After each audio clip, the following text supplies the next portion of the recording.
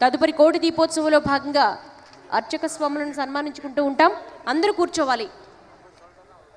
Stadium మొత్తం భక్తులతో కిక్కిరిస్తుందండి. చుట్టూ దీపాలున్నాయి, అప్రమత్తంగా ఉండండి. ఇది ఒక పవిత్ర ప్రాంగణం. ఈ ప్రాంగణ పవిత్రతను మనం కాపాడుకుందాం. ఈ కార్యక్రమం ఆద్యంతం కూడా మనం ముందుకు తీసుకువెళ్లాల్సిన బాధ్యత భక్తులుగా మీదే భాగస్వామ్యం. దయచేసి కూర్చోండి. మహిళా భక్తులకు ప్రత్యేక విజ్ఞప్తి, అందరూ కూర్చోవాలమ్మ. దీపాల మధ్య నుంచి దాటి వెళ్తున్నారు. అందంగా అలంకరించే వేదిక ముందున్న దీపాలన్నీ కూడా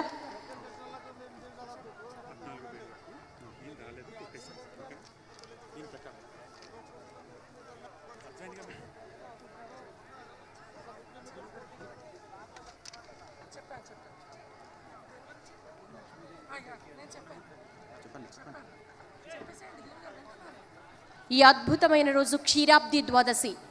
స్వర్ణలక్ష్మి అమ్మవారు కోటి దీపోత్సవ వేదిక మీద మనకి ఆశీస్సులు అందిస్తున్నారు. శ్రీ సూక్త హోమ పూర్ణ హారతి పాల్గొనవలసిందిగా మా చైర్మన్ దంపతులు గారిని కోరుతున్నాం.